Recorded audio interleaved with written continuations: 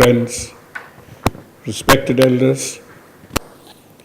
I have a very, personal confession to start with, that in the days of modern global politics, what is very popular is called non-interventional treaties. It basically means that you don't bother me and I don't bother you. And generally, I run on a basis of a non-interventional treaty with an entity called God. Basically, we work on the principle that we don't seldom bother one another. And that takes me to my habit. I'm not in the habit of getting around too many pilgrimages and holy places. But today, I made an exception. Since midday today, the people I have spoken with, over the last couple of hours, my journey to the corridors of this place, hearing about the man, the personality, whose memory, whose work we honor and celebrate today, has been a journey of unequaled pilgrimage for me. Yes, this source of inspiration lived with us all of 49 years, but perhaps the memory, the energy, the inspiration he has left behind, and a bit of it that I will endeavor to take back with me, will be the seeds of many more fugitive plants to come up in the future. So thank you to all of you for giving me this opportunity, and a personal note of thanks to my friend, Dr. Chandrasekhar.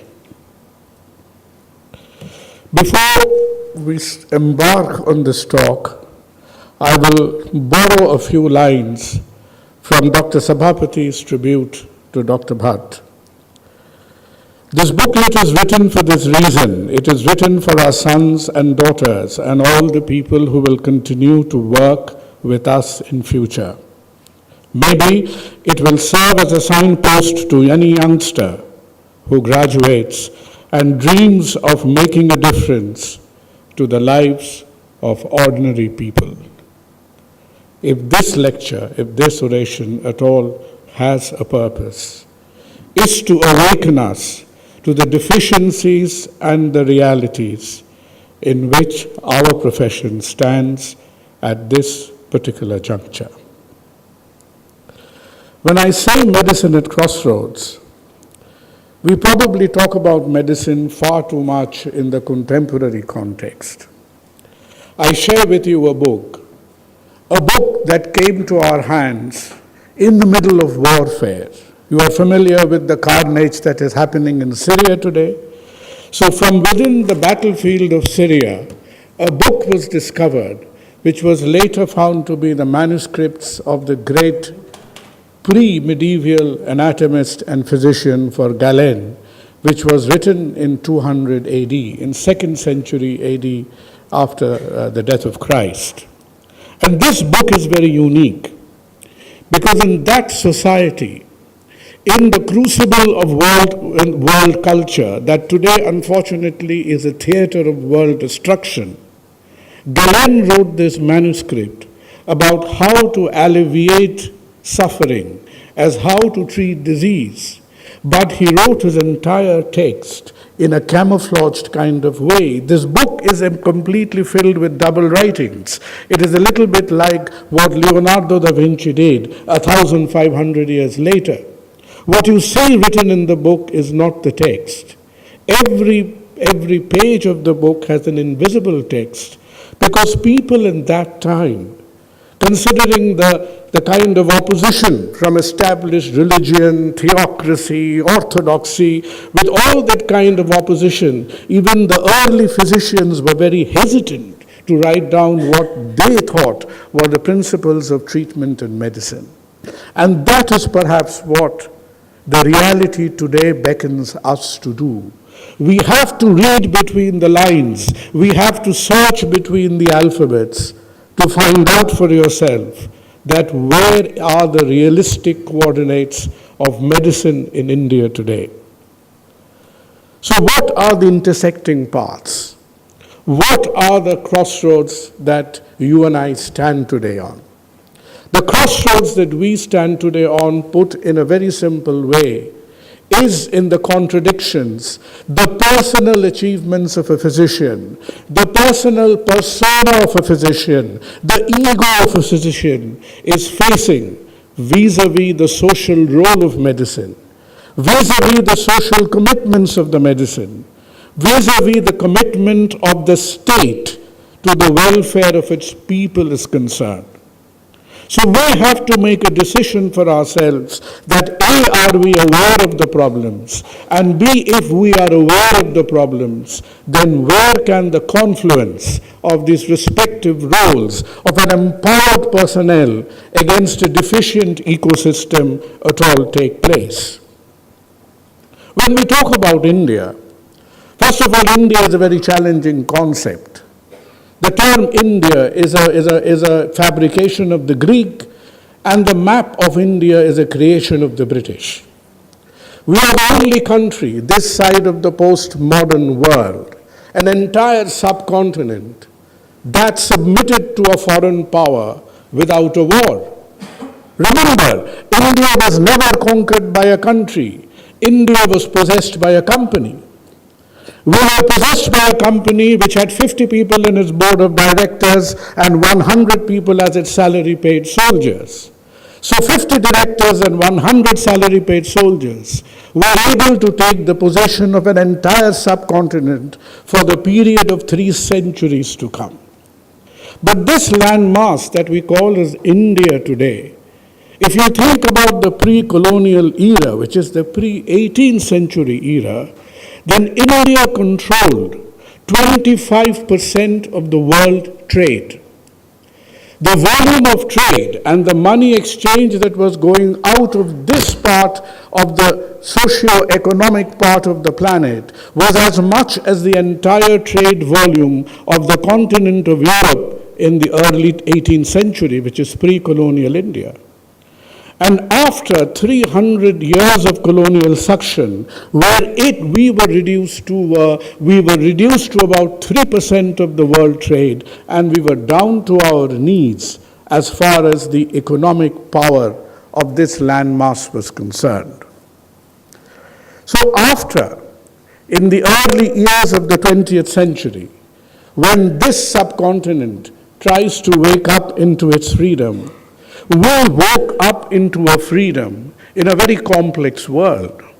Why was the word complex? The world was complex because remember that in this modern world, in the world of the 17th and 18th century, prosperity of a country was directly related to the poverty of its citizens.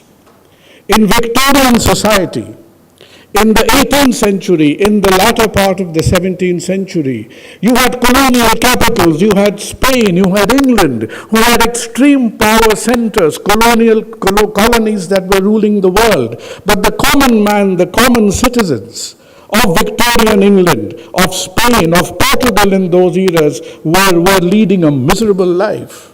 The wealth of the nation was never equated with the care that the state took for its citizens. These two entities were completely separate from one another. So this is a concept which really caused a lot of provocation of fundamental thinking, that what is state welfare and what constitutes the value of health and welfare in a society. There are people, the original thinkers, who connected the role of the state, the wealth of the nation, to the welfare of its society. And if you really turn back and look back at society, then perhaps the first socialist, the first kind of idealistic communist, if you ever had in the world, that was Gautam Buddha in the 6th century BC. Because Buddha was the first thinker which even before 600 years before Christ was born, he said that the role of a state lies not in creating God-like qualities, but it lies in creating goodness. But those principles of Buddhism, those principles of a state caring for its people, the wealth of a state being used for its people, were lost on us for about good part of next 2,000 years, till we have the advent of Karl Marx. And Karl Marx in 19th century really led to a provocation in the West, because he identified that the wealth of the state, the role of the state in a kind of accidental free market economy, was getting more and more dissociated from the welfare of the people. You had the French Revolution, where people came up and said, we had queens going up in gold-gilded carriages who said to the starving people, if they are starving, let them have cake, Marie Antoinette. So that was a contradiction, where you had wealth on one side and extreme poverty and lack of care on the other. So it is in that kind of background where the role, the empathy, the duty, the responsibility of a state was concerned. There was no definition, there was no moral value of the state is concerned. It is in that kind of post-colonial world that we went into the modern era of the 18th and 19th century. Now, I happen to be a part of the sort of role of the first medical college in Asia, 1835, Medical College, Calcutta. Thereafter, you had Chennai Medical College in 1837. Now, think about Chennai Medical College, 1837. Think about Calcutta Medical College in 1835. What were they? Were they hospitals? Were they healthcare entities in which an ordinary citizen could walk into? Never. They were ivory towers of privilege. Even to walk into a compound of a medical college hospital in 1835, in 1840, in 1850 was an extreme act of privilege. Healthcare or modern healthcare, wanting to be cured of a disease, to have a right to live, was not an ingrained right of the citizen when so-called modern medicine first came to our country. In that context, we gain independence, 1947, the midnight hour, the tryst of destiny. And it's extremely unfair to be critical of the Constituent Assembly of B.R. Ambedkar for anything and everything. But Dr. Ambedkar, in spite of his best of intentions, played a little bit of subtle politics as far as the assertions or the responsibilities of state were concerned. Right to life was given to every Indian, but right to health was not given to every Indian. So from the moment we were born as a free nation, somehow in our mental makeup, in our psychological value system, we had a reluctance to accept that right to health care could be a fundamental right of every Indian citizen. Sadly enough, that reluctance persists. And the first and second 5-year plans, under the mentorship of Jawaharlal Nehru, P.C. Mohanlal, etc., which were supposed to be the building blocks on which the country was built, really lapsed on two fundamental grounds. Nehru had a very mistaken concept that a country automatically swims into modernity based on industrialization and constructing a big state. It does not. You have to take care of education and health on its own right. And that is a fundamental fallacy of our planning that did not happen for the first decade of after independence, that the first two 5-year plans post-independence had no allocation had no fundamental thought for either healthcare or education, and that is why in the subsequent decades we have a lot of catching up to do. But in parallel, what was happening in the so-called developed world? I just give you one example. It is in the 1940s and 1950s that Europe, under the threat of the popularity of the ideologies of an Engels, of Karl Marx, realizes that now the state has to wake up and do something for the people. So under a Labour government in 1947, England, United Kingdom, which is going through a very difficult time, 1947 India becomes independent. So England is losing its principal colony. England is losing 30% of its GDP at a stroke of a pen. So it is in that particular year in 1947 that under the wishes of the Labour government, that under great stress, that National Health Service was initiated in England. That was an extreme, brave move for the UK health system to take at a juncture when it was under great financial distress. 60 plus years have gone by. So in these 60 plus years, what are the tangible expressions of intention to impart healthcare? What are the parameters? What are the figures that we are holding in our hands? Now, some of this data has really been very cliched, has been discussed many, many times over. But we cannot just say that after 60 plus years, we still commit less than 4% of our total national GDP, which is now currently the 6th largest economy in the world, and probably in 6 months' time will overtake Russia to become the 5th largest economy in the world. But the 5th largest economy of the world only allocates less than 5%, it's 4.04% of the entire spending to healthcare. And of this 4% owed in healthcare, the government contribution is actually less than 1%. This is just a reiteration of the same slide. But that doesn't mean that healthcare expenditure, that healthcare activity in India as a whole is standing still, because we are allocating only 4 to 5%. Less than 5%. Healthcare in India is a thriving sector. We have already crossed, this is a slide which estimated that Indian healthcare will be $160 billion by 2017. It has surpassed that expectation. Indian healthcare industry is growing faster than Indian food and retail industry. It is now valued at more than $200 billion. But like most immature healthcare systems, 71% of this $200 billion that goes through this very heated up engine is spent in hospital medicine. And this proves that we are not allocating enough money at the non-hospital sector, in the social sector, in the preventive sector.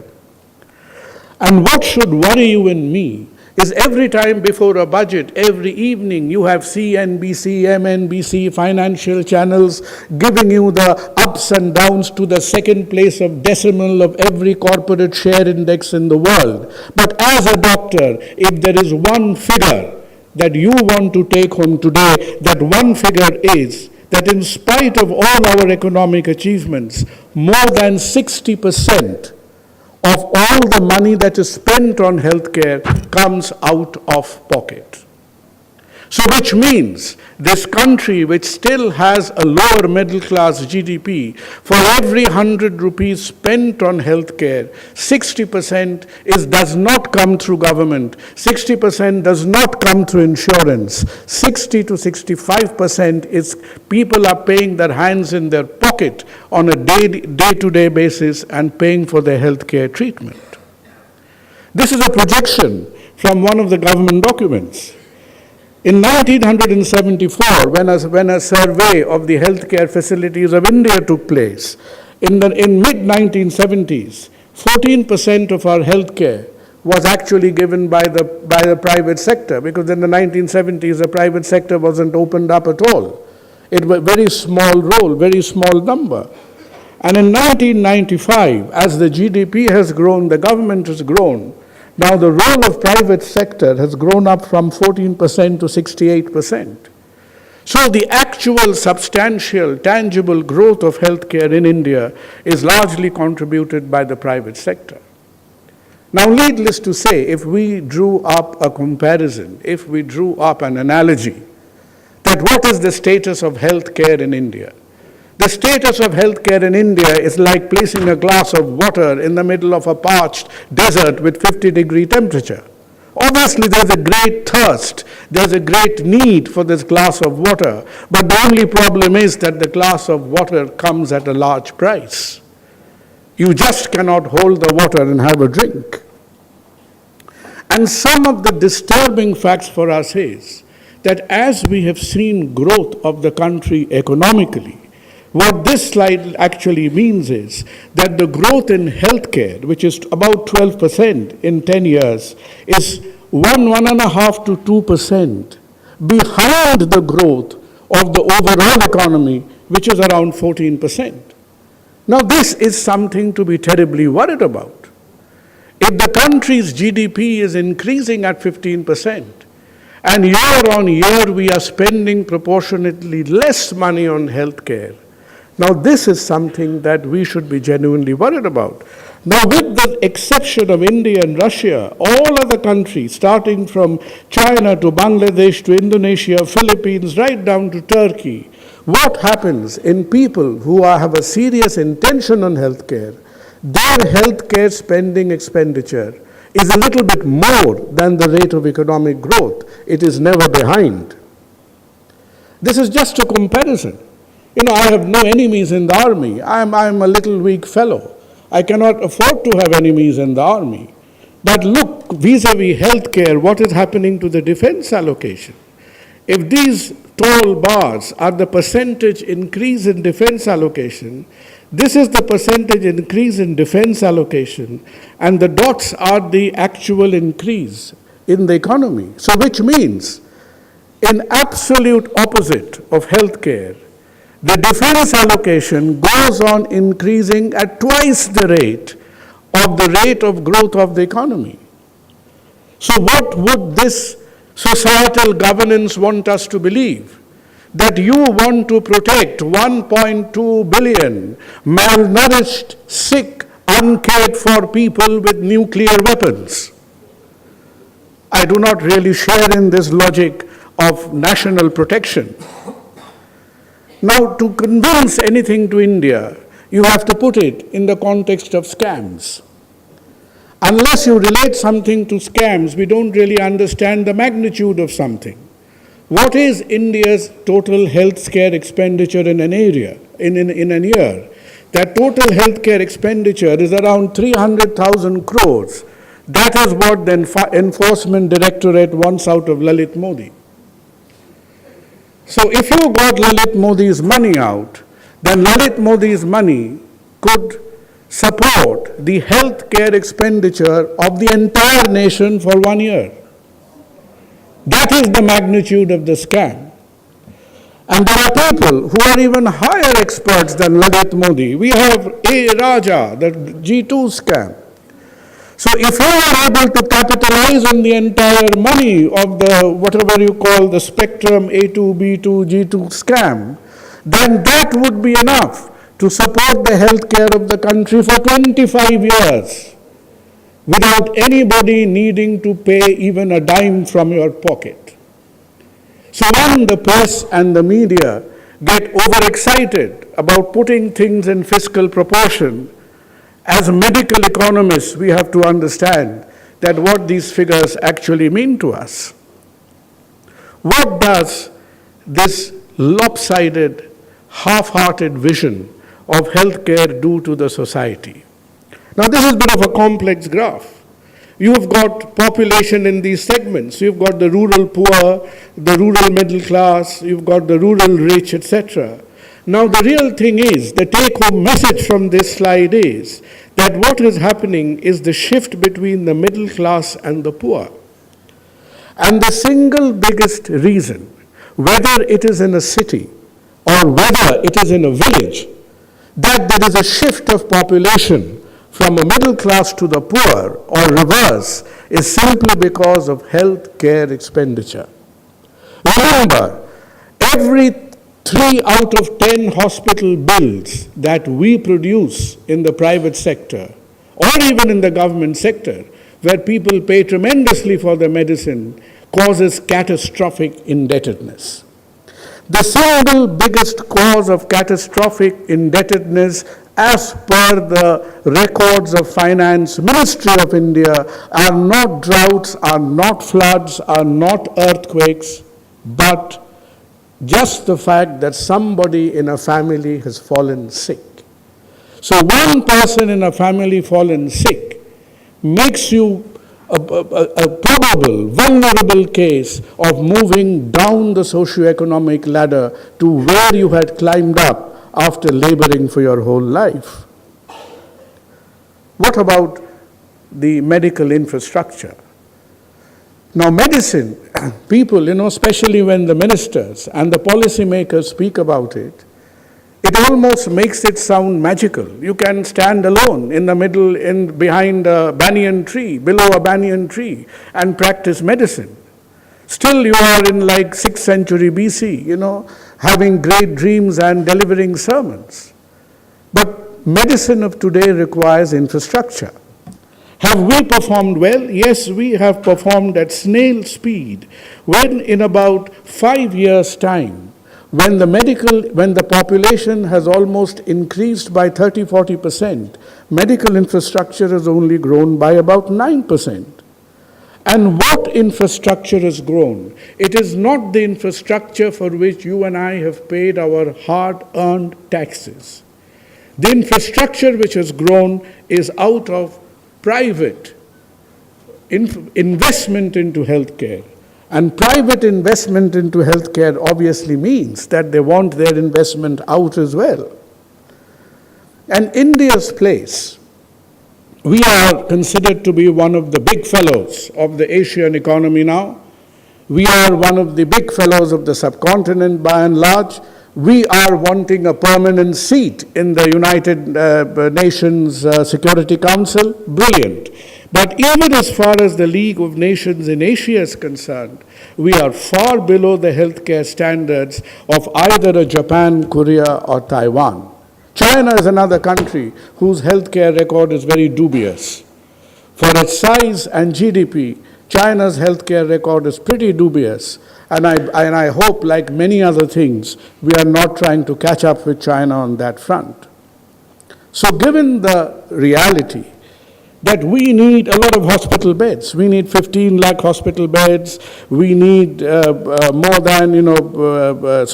lakh hospital beds, 1,500 crores to be invested in the healthcare sector. So we know all the figures. We have brilliant economists. We have brilliant mathematicians who have got all the numbers laid down in front of us.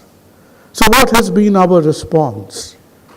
Knowing all this, how we have responded, the policy makers, the present governance in charges of the country, we have responded with this great betrayal which happened in front of our eyes on 21st of June 2015 when 35,000 people were made to up and down lots of acrobatics on the Rajpath because of a wellness program, otherwise masqueraded as the World Yoga Day. I have a great exception to that program because I told one of the MPs on their faces that out of those 35,000 people, you perhaps had 10,000 undiagnosed diabetics. You possibly had 12,000 undiagnosed anemics. You possibly had people, more than half the population, you never even had one preemptive health check in their lives. What did you do for them? It was definitely a great yogic act, because in this year, in 2015, this present government has done something which is camouflaged in front of yours and mine eyes. It is the first time in 20 years that there has been a 20% reduction of the healthcare budget of India. This is the first time in the life history of a civilized nation, as 35,000 people did acrobatics on the Rajpath, there has been a 30% real-time reduction on the capital outlay on healthcare. And all this has been camouflaged. Everything is forgiven if you are good in event management, and especially if it happens to be healthcare. So this is what healthcare asked, And this is what it got of our Prime Minister, a big slap on the face. Because with 9% growth of the economy, we had 20 to 30% reduction in healthcare expenditure. And not one word of potent protest has come out from any healthcare forum worth its salt. The current trap with which people with little involvement in healthcare like you and me should be worried about is this great trap which is laid down today, where 70% of the activity is happening in the private sector. And the government, through its political popularity, is laying down schemes whereby they are deciding what is supposed to be the revenue from each medical exercise. This operation can only be done for 10,000. This operation can only be done for 5,000. That's fine. If you have the matching infrastructure to do it, you quote a price, quote a cost, and do it at your own infrastructure.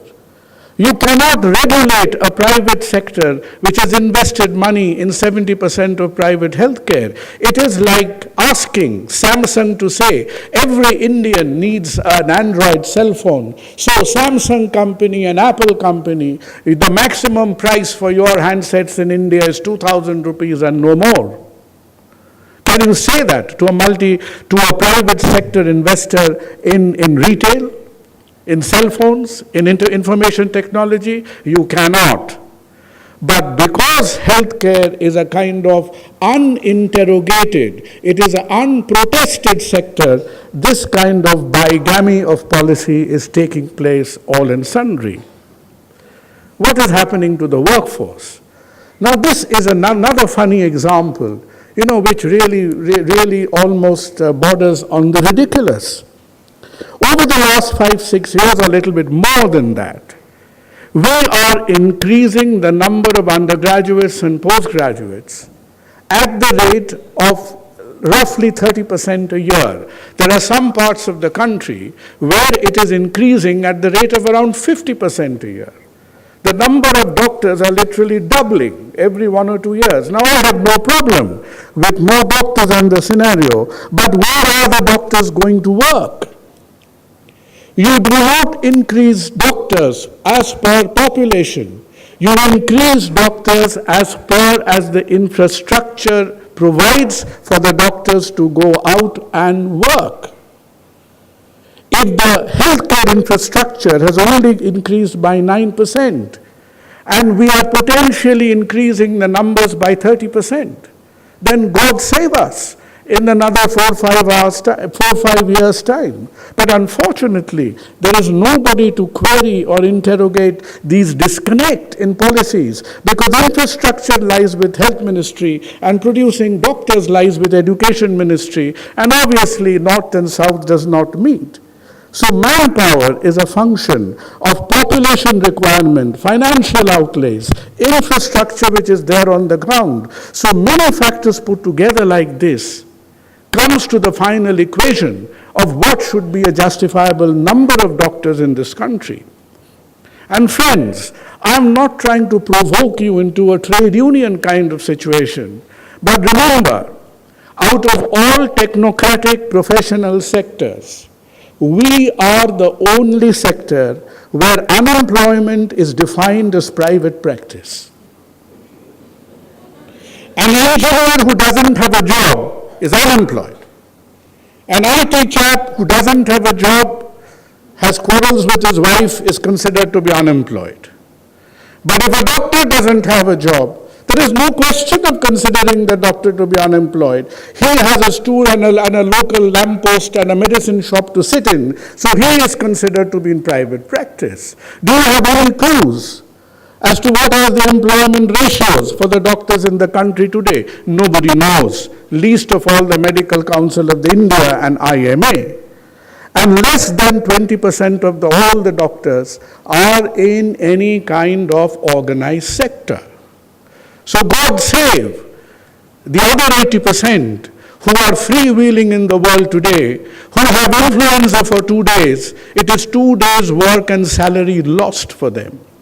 It is that kind of punitive circumstances, it is that kind of third-grade insecurity in which a doctor works and lives in the world today.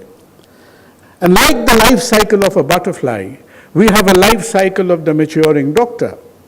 And unlike the life cycle of a butterfly, which takes over within a few days' time, the maturation life cycle of a doctor very easily goes on for about 1.5 decades, unlike any other profession. And at the end of this elephantine pregnancy of 1.5 years, what have we given our youngsters? We have given them an assurance of phasing from one stage of uncertainty to another phase of uncertainty. That is very worrying. And today, if you were to be a doctor between 25 to 30 years of age, are there any national laid down industrial norms that on what financial yardstick you will be starting your career? God save you. Nothing like that exists. You have MP who get, pulao rice for 5 rupees, whose salaries are revised 300% every year. You have every kind of allowance revision. You have starting from professors to the taxis rate, which have state revises every 3 to 4 months. But everybody maintains a silence of convenience that where these little gods we are producing today, where will they land up once we have given them a degree or a ribbon round their neck is a question of huge uncertainty. And nobody still today has asked that where is the yardstick of compensation equality. We haven't got the foggiest clue.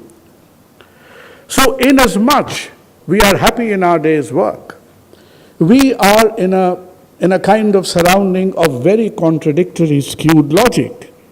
We have an increasing country, we have a growing country, growing GDP, in which, as far as healthcare is concerned, the role of the state is decreasing. We have 20% of the country which produces 80% of doctors.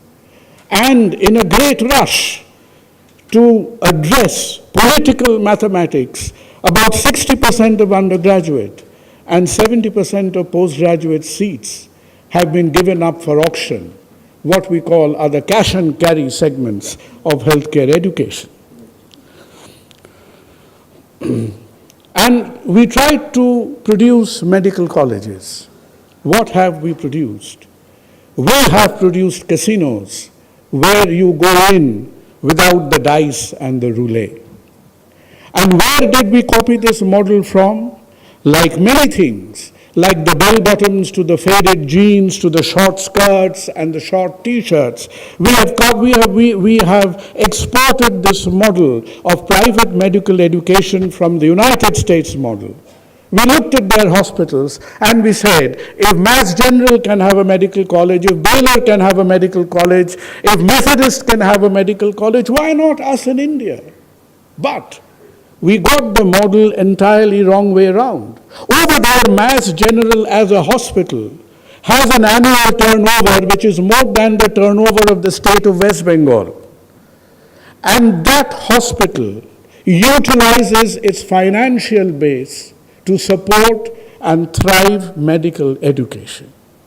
And the model in 90% of the cases that we have employed in our country is basically the cash and cash flow of the capitation system in private medical education, on which most hospitals are really very feeble, non-functioning entities. And thereby this extortion, which has almost become an inseparable part of 70% of people who are going into medical education, is a kind of statistic of shame that we have to live with today. And we, or you more than me, our generation is almost gone. We are riding into the twilight. So from starting of great pressure on capitalization to debt, to pressures of living, having a family, commitments to face up to, you have the commercial and the industrial pressures all around you, and the center of it all is medical ethics.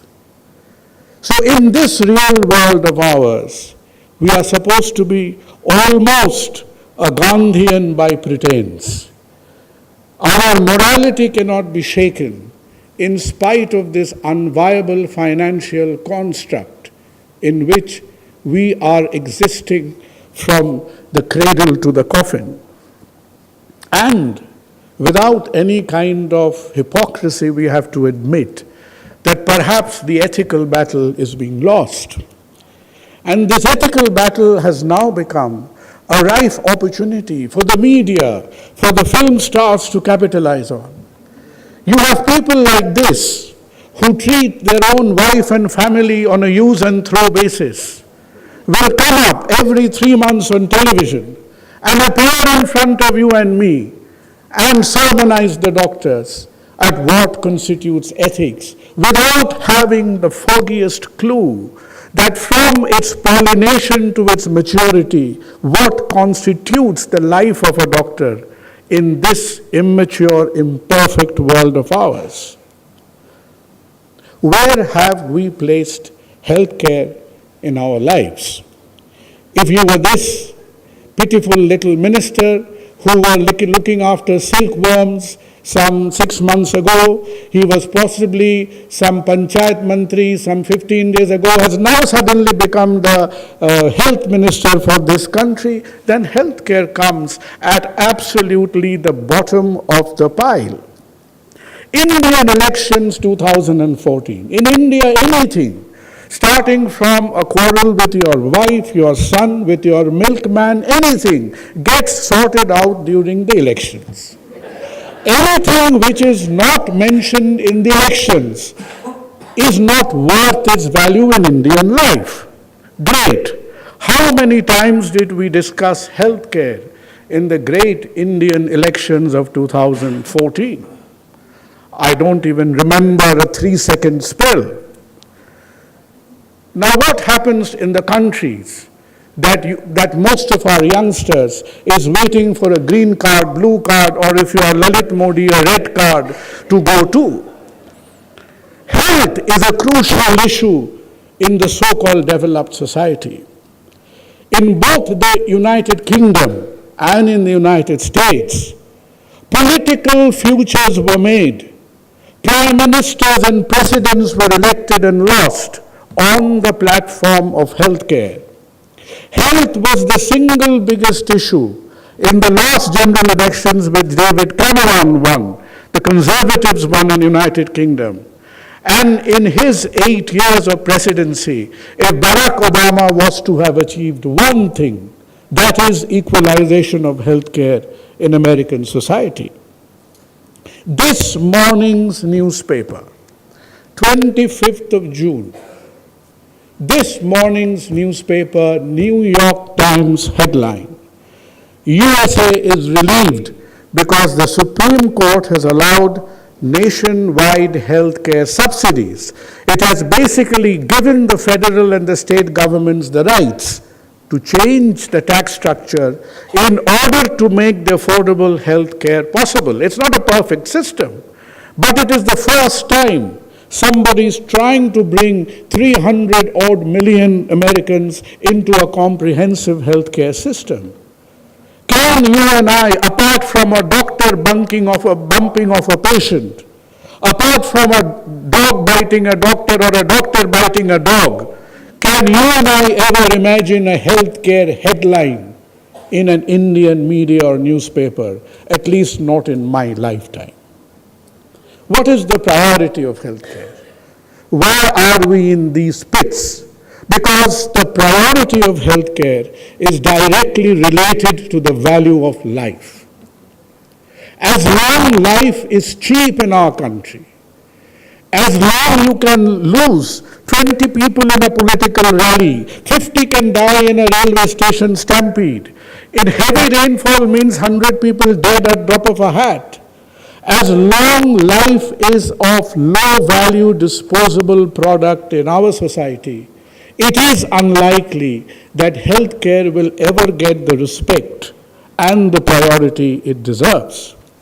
And that is why we have the kind of unaware, anesthetized, no disrespect to anesthesia, But this is the kind of an anesthetized existence into chaos. We have brain in motion. We have policy on one side, health ministry, resource on one side, finance ministry, education on one side, education ministry, and that is why none of the coordinates that is so germane to our lives and existence are intersecting.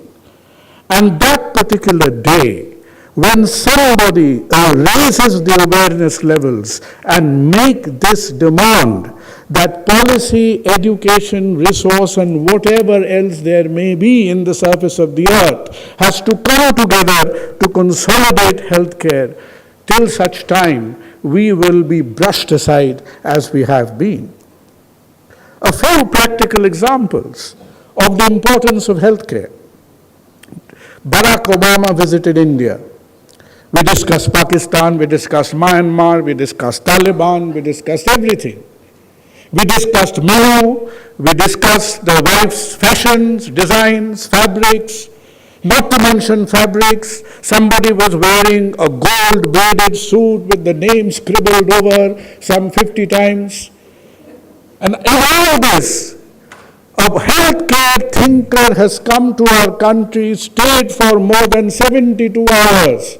And not even 3 minutes were given. Barack Obama's team had 5 healthcare specialists who were working on the Affordable Care Plan, who accompanied him.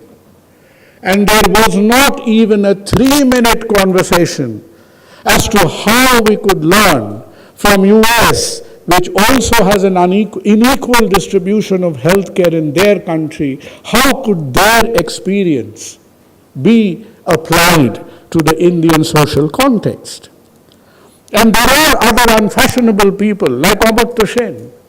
You know, he keeps on talking about education, healthcare through his trust, everything.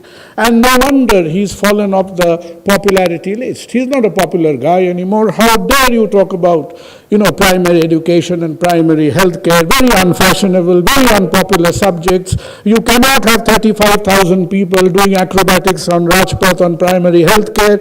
So you are off the popularity list. You are not to be seen anymore as far as national policy making is concerned. And this is the current state of institutions. We have 3 institutions which are more or less on equal platform.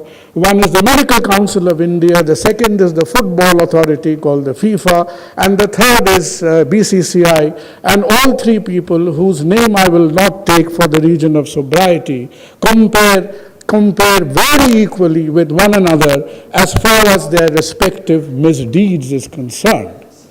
So if this is supposed to be the standards of our regulatory body, you and I have been able to push off, not you and I, somebody else, the CIA perhaps, has been able to push off Sepp Blatter. And, Srinivasan has undergone radioactive decay. Then what about MCI? Does it really disappear due to vaporization or evolution? We have to wait. I'm not entirely sure what will be the process of that. And sadly for us, these 3-4 institutions are in constant fight with one another. Ministry of Health, Medical Council, Indian Medical Association, National Board of Examination. And I was speaking to some of your experience today. The fight between the DNB and the MCI has only one parallel in Indian public life, and that is the Saas Bahu serials that happens after 9 o'clock at night. But they are not half as entertaining. Does it augur well for the educational future, this Saas Bahu confrontation between DNB, MCI, each one of them working at the other fellow and trying to show, I am a little bit more of a kind of a thug than you are? Is this the future on which 30,000 or 40,000 medical graduates of this country has to face up to? This is the standard of national policy coordination. God save us. Health ministry is like a musical chairs of brainlessness. I once made a calculation that in 67 years of independence, India has had a health minister who could spell health in about 10 or 12 years. For it is very likely that most of the 54 years out of 67 years of independence, if you ask the health minister to spell either health or minister, they would have had great problems. And in any case, the educational qualification of ministers is a very popular subject these days. So that will be discussed in some future meeting. So this leaves us, the likes, the species of you and me. You know, you've had Jurassic Park, you've had Jurassic World, you have Jurassic whatnot. So we are a kind of trapped species in this park who are running, but kind of running with our feet tied. Our ecosystem looks to be very restrictive. It is based on inadequacy. And who is to share the blame? This is what the state hides under. You go and ask the state something, the state machinery will inevitably hide under bureaucracy, one desk to the other to the other. If you ever go to the state health department, at least in West Bengal with a query, it is to the equivalent of doing 2 treadmill tests on the same day, right?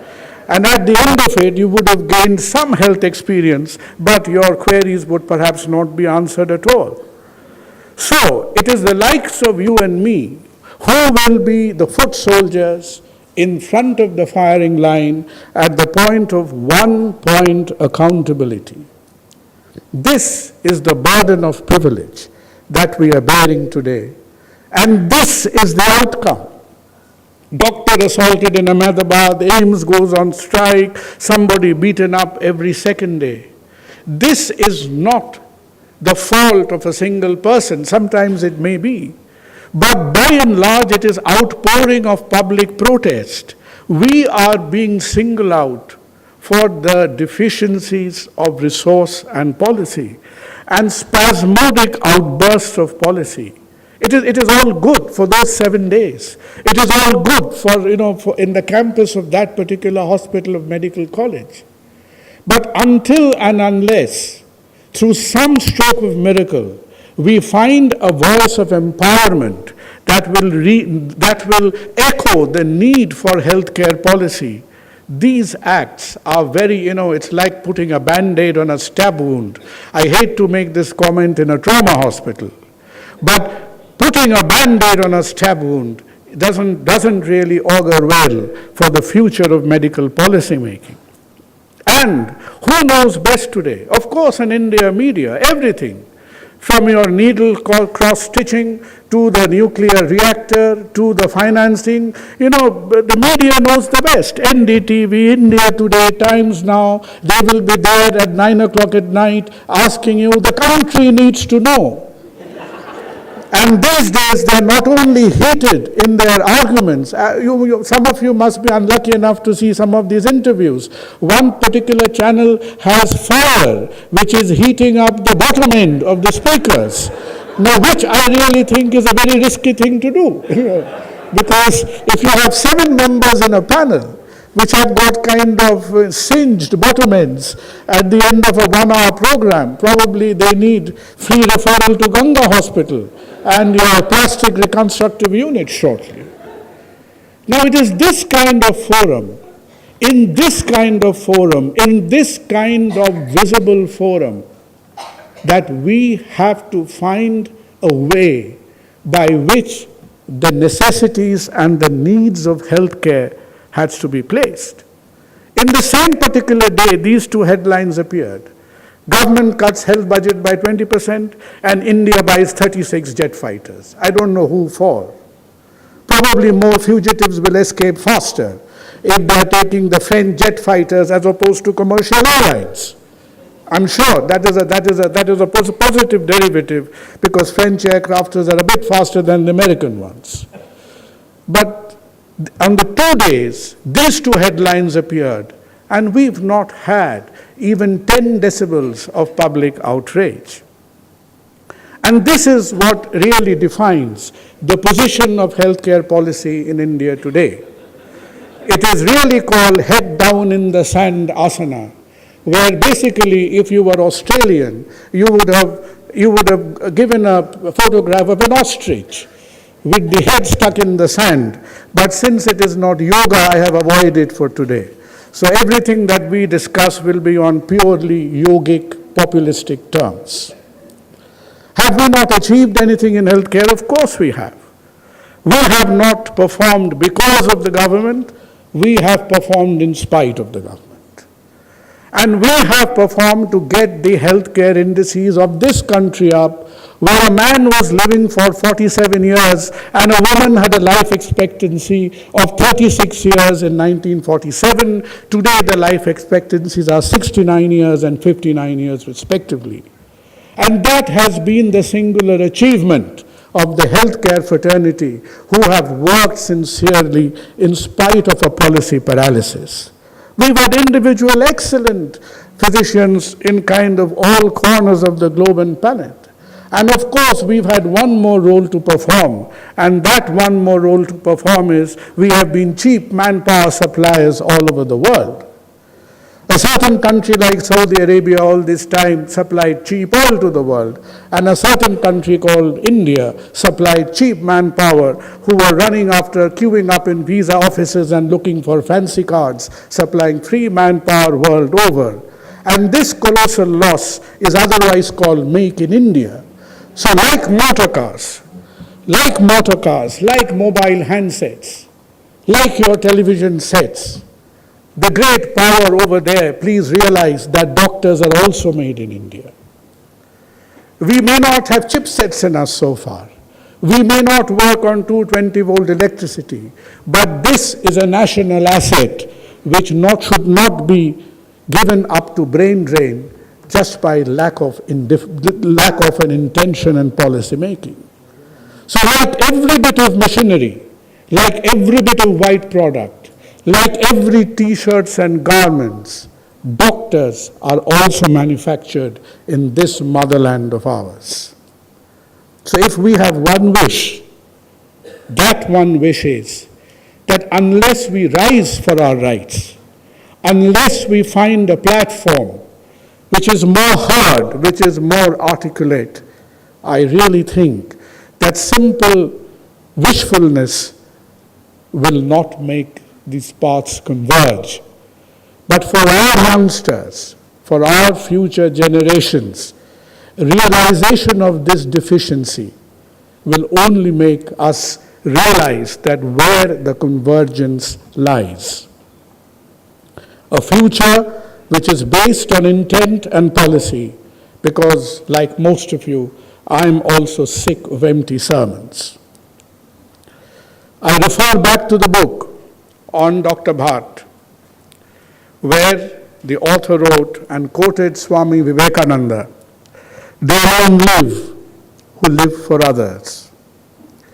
And please realize that in order to make this statement, this is what the man went through. He went through 6 months of starvation. He was making a fundamental change from theoretical religion to social religion.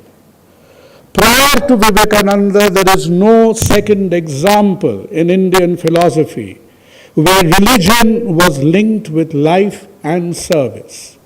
And Vivekananda, from his religious upbringing, had no compulsion to do so, because Ramakrishna Paramahamsa was not a monk, he was not an ascetic, he was very much a domestic family man, he was a person. So in order to make this assertion, he underwent this amount of hardship. In a derelict house in Baranagar in West Bengal, 12 of them for 6 months survived on boiled grass. They didn't even have boiled rice to eat. And no wonder that 11 out of those 12 people died before they were even 45 years of age. So this is the amount of intent, this is the courage of conviction that led to this statement that is there in the book, that they alone live who live for others. And if our fraternity has to make a meaningful transition, none of us can be equal to supernatural people, to Vivekanandas of today. But we have to carry the conviction and passion for our profession, because just leading a day's life perhaps will not be enough. You know, my clinical kind of travels to earn your bread and butter has taken me through many hospitals. And for those of you who ever have an opportunity, I ask you to visit one hospital. And that hospital is a very haunting one. That is the G.B. Pant Hospital, which is the principal hospital of Port Blair in the Andaman Islands. Because the G.B. Pant Hospital is actually a broken down wing of the cellular jail. It is on the same campus of cellular jail where 1,200 people went through. Most of them, they didn't get out of that place alive. And where the outpatients department is, just a block away from the outpatients block, you have this museum. So as a doctor, you are sitting and seeing patients, you can look over the shoulder to the museum, which is supposed to be a memorial, a remembrance to the struggle, to the lives given away by all these people. And if we have one duty for the future, that duty is, let us not fail them in their dream. Thank you.